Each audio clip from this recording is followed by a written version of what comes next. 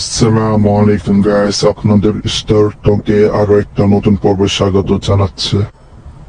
রাত পোহালেই বাংলাদেশের সুপার 8-এর মূল পর্ব শুরু হবে এবং বাংলাদেশের প্রথম প্রতিপক্ষ হবে টিম অস্ট্রেলিয়া।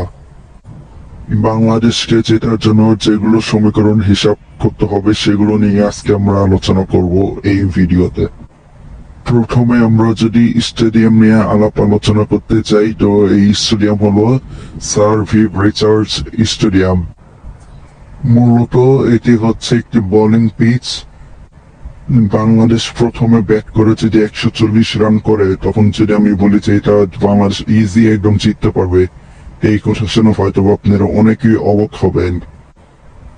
আপনারা যদি দেখেন যারা এই স্টেডিয়ামে প্রথমে ব্যাট করেছে তাদের এভারেজ রান রেট 128, অর্থাৎ বাংলাদেশ যদি 128-এর চেয়ে 15 রান বেশি 143 কে 145 রান করতে পারে, তো বাংলাদেশের জন্য যেটা তো অনেকটাই সহজ হয়ে যায়।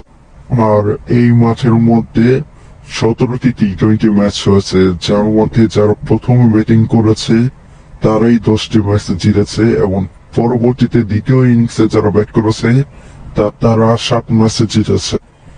এই মাঠের মধ্যে লাস্ট 3টি টি-20 ম্যাচের থেকে যদি আমরা 2টি ম্যাচের কথা বলি, একটি হলো নামিবিয়া ভার্সেস অস্ট্রেলিয়া এবং অন্যটি হলো ইংল্যান্ড ভার্সেস ওমান। আপনারাও দেখেছেন ইংল্যান্ড ভার্সেস ওমান ম্যাচের মধ্যে ওমান কিন্তু প্রথমে ব্যাট করতে নেমেছিল এবং 47 রানে অল আউট হয়েছিল। সেই ম্যাচটি ইংল্যান্ড ইজিলি পিটিয়ে খেলা শেষ করে ফেলে এবং জিতেছে। নামিবিয়া ও অস্ট্রেলিয়া ম্যাচের কথা যদি আমরা বলতে যাই, সেই ম্যাচেও কিন্তু প্রথমে নামিবিয়া ব্যাটিং করে এবং বলতে গেলে একদম শেষ ওভার পর্যন্ত খেলে, মানে 17 ওভার পর্যন্ত খেলে, যেহেতু 17 ওভার খেলে তারা মাত্র 77 রানে গড়িয়ে যায় ও অস্ট্রেলিয়া পাওয়ার প্লের মধ্যেই খেলাটা শেষ করে দেয়।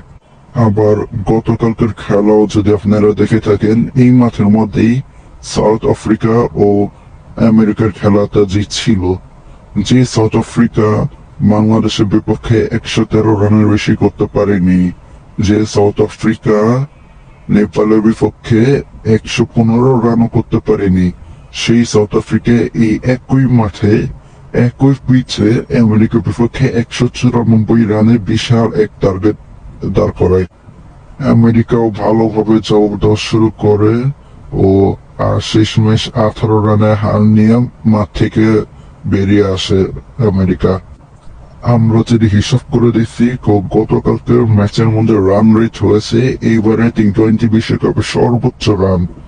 একই ম্যাচে 370 রানের মতো রান হলো একই ম্যাচে, অথচ এটা হলো একটি বোলিং পিচ।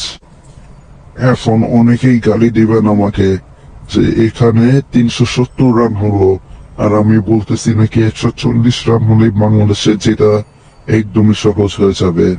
হ্যাঁ, আমার বলার কারণ আছে, সেটা আপনারা একটু পরে বুঝতে পারবেন, সেটাও আমি ব্যাখ্যা করে দিচ্ছি। ওয়েস্ট ইন্ডিজের কন্ডিশন হলো এক একবার এক এক রকম থাকে।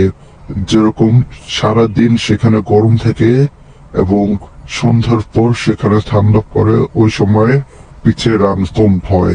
আর সারাদিনে মানে দিনের বেলা খেলা হলে রান বেশি হওয়ার সম্ভাবনা থাকে এবং হয়, আর রাতের বেলা খেলা হলে অর্থাৎ সন্ধ্যার পর খেলা হলে তা রান কম হয়, সেটা বোলিং পিচের রূপান্তর হয়। ও এর মধ্যে যদি আবার 140-এর মতো রান রেট হয়, তো বাংলাদেশের জন্য যেটা আসলেই সহজ হয়ে যাবে। কারণ বর্তমানে বাংলাদেশের পেস অ্যাটাক হলো পুরো টি-20 ওয়ার্ল্ড কাপের সবচেয়ে সেরা পেস অ্যাটাক। আর আজকের যে খেলাটা হবে, মানে সকালে যে খেলাটা হবে, সেটা হলো একদম পুরা পেসারদের জন্য। অস্ট্রেলিয়া পেস অ্যাটাক খারাপ তাও কিন্তু না, বর্তমানে অস্ট্রেলিয়ার পেসাররাও অনেক ভালো ফর্মে আছে।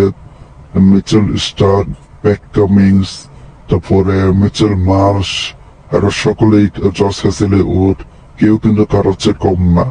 তো কালকে খেলাটা যে কোনো অংশে মানে একদম হাড্ডাহাড্ডি লড়াই হবে না তা বলা যায় না। বাংলাদেশ যদি 140-150 রান টার্গেট দেয়, তো অবশ্যই খেলাটা খুব হাড্ডাহাড্ডি হবে। অস্ট্রেলিয়া যে খারাপ ব্যাটসম্যান আছে তাও কিন্তু না। David Warner, Tim David, Matthew Wade, Glenn Maxwell, Travis Head, কেউ কিন্তু কারো চেয়ে কম না। শেষের দিকে আছে মার্কাস স্টোনিস। আর বাংলাদেশে যদি আগে বোলিং করে তো বাংলাদেশের লক্ষ্য রাখতে হবে টিম অস্ট্রেলিয়াকে যাতে 120 অথবা 130-এর মধ্যে আটকাতে হবে। না হয় বাংলাদেশের জন্য বড় একটা বিপদ হতে পারে ও বাংলাদেশ ম্যাচটা হেরে যেতে পারে।